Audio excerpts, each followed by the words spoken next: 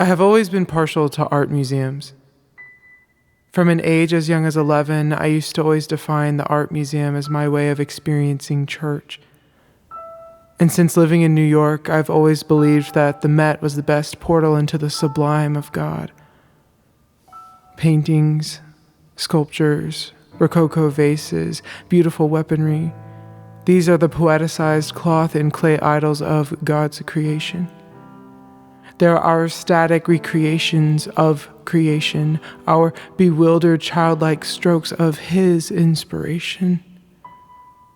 Unmoving, not alive. The history of visual art through all of its movements is the ruins of the sheer magnitude of God's material ransacking through our senses. The silhouette of bodies, the grief of blood, the way the light hits. It's how we cope. Yes, art is the coping mechanism of being born into such a disastrously fractured Elysium as Earth. This is how I have experienced art spectatorship. But the Museum of Natural History is New York's invisible temple of creation. I don't think there is anything in our modern time closer to the picture of Noah's Ark. That includes the Ark replica in Kentucky. This museum tops that. Every form of life, every cell of nature is represented in diagram or diorama to some degree, spanning millennia, spanning the globe. And even that sentence is an absolute and therefore fails to be true. It can only be bigger. There's a frog unnamed, a crystal undug. This museum has 146 million collected specimens, but the sublime remains impossible to grasp. That's precisely what makes it a concept worth swatting at, worth building an institution solely devoted to swatting away.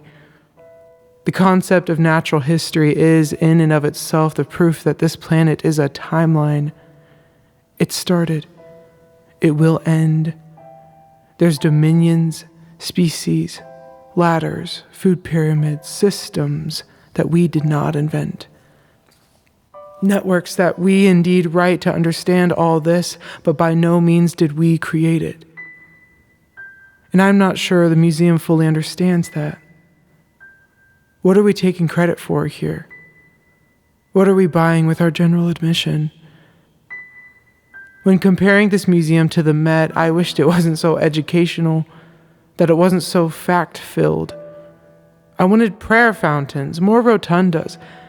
This is a romantic whim, but it's an effect it had.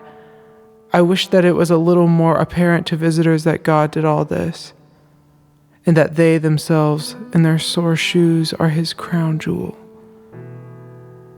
It's a noble and outrightly beautiful work of intelligence being done there.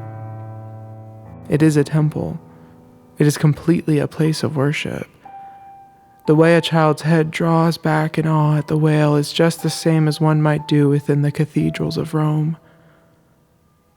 A cathedral, after all, is meant to lift the eyes and inspire. No place does that quite like a museum. I was shocked to feel my fondness of the Met shrink beneath the size of natural history. Man built the American Museum of Natural History through so much incredible work and bravery and stamina and brilliance.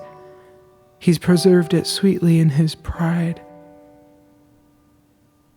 Because it wasn't you who did the big thing. And your theory is you claiming it so, giving credit to nothingness, and therefore yourself for saying nothing did it. Nothing did it, but I wrote that nothing did it, so there. Me. You merely looked at it and thought very hard about it and put a lot of money into it and filled in the big eternal blank with your man-laid answer. If all these things came from nothing, I can't imagine where they'll end up. But how else does human pride cope with divinity? We'll call it nothing before we fall into its arms. And He knows we're coping. And He waits. 146 million collected specimens. We worship creation without even knowing it. This is all why the Natural History Museum's temple state remains untapped. And this is why I call it New York's invisible temple of creation.